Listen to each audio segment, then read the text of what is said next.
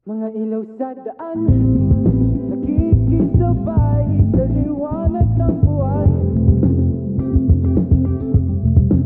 Habang ako'y nakatingin sa kawalan, hindi mo pansin mga taong nalampasan ng apat na kulong na aking ang sinasakyan. Sa inipong usok kay bitin na nakaipit sa gitna at pangpituin.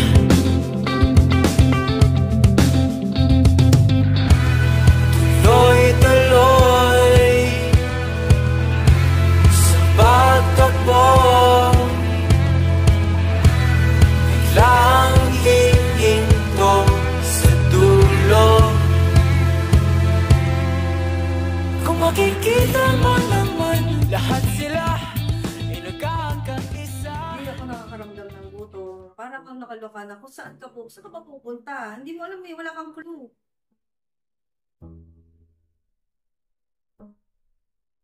Naman ko yung mga pagod ko nung paglalakad, nakaramdam na ako ng gutom.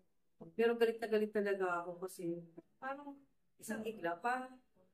Hindi niya pinahalagahan yung mga taong mag-aalala sa kanya. Parang ganun na lang po yun. Naalagaan siya lahat. Nalagas ka. Alam kung sa kanya. Na parang siya, parang ano mag-aasawa na ba siya noong 16? Pero wala siya. Ganun pala ka talaga kamahal. Pag nawala. Hindi ko alam kung paano ako mabuhay. Hindi ko alam kung paano ko itutuloy yung araw-araw na buhay na araw-araw na tinggol. Wala siya. Tapos naalala ka pa kung saan siya natutulog. Sino kasama niya. Kumakain ka siya. Magas. So doon ko na-realize sa ko na naunay na parang talaga ako. Tagal, no? Lahat sila ay nagkakaisa. Magandang sign ng Facebook. Magandang social media. Kasi ang bilis. Sa dami, misali ako marami kang kilala, expose yung mukha niya, kilala siya, kilala lahat. Ang dali. Kasi nasusundan eh. Damdamin mo ay umaapaw.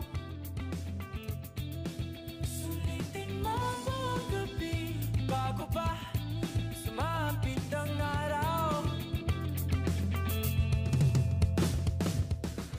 Saan ba nawala? May mga tao doon na from that area na titignan. Tapos mga posters nakakatulong. Pero yung social media talaga nakatulong. Nakita. Kung makikita mo Doon sa mga magulang, mga tao na nawawalan. Hope lang yan. Huwag kayo mawalan ng pag-asa. Mas lalo na pagmahal mo. Kailangan ipakita mo. Pag-persevere ka na gusto mo talaga.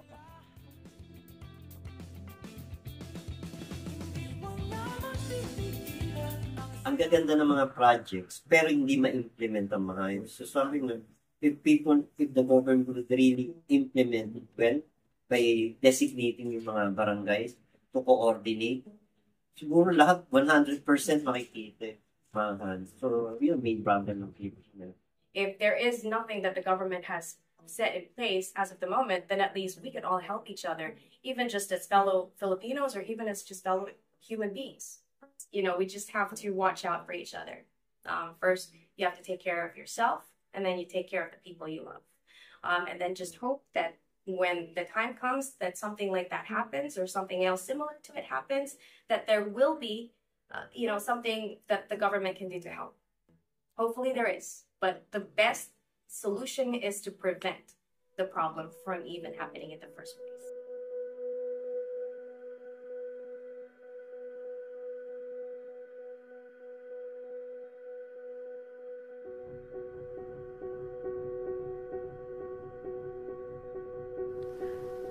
Sa ating lipunan, may napapansin ka ba na kakaiba?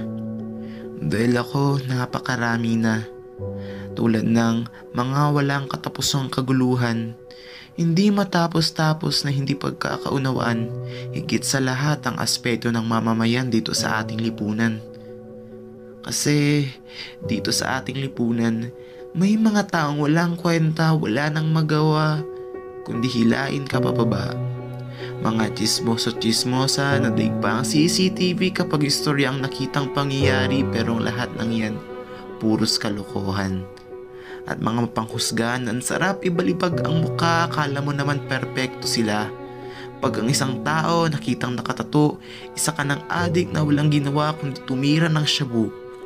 Dito, pag nakashorts ka, pokpok ka na, malaobri ka pa.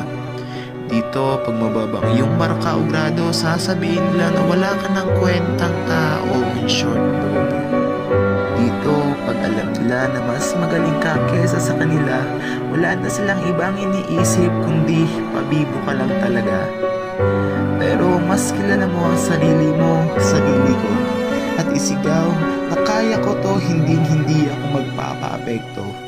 Huwag silang pakinggan dahil alam natin ang katotohanan. Yan ang mga katagang aking binibitawan pag ako'y hinuhusgahan. Ating lipunan, madali ba tayong maimpluwensyahan o talagang ipinapakita lang natin kung gaano kababang ating pinanggalingan? Ang kabataan, tayo, na pag-asa ng bayan, pero bakit dumagdag pa tayo sa problema ng ating lipunan? Na lubhang nahihirapan, hindi na alam ang gagawin kung paano tayo kontrolin. Masakit man isipin. Kaya, ang ating lipunan, ano na, may pag-asa pa ba?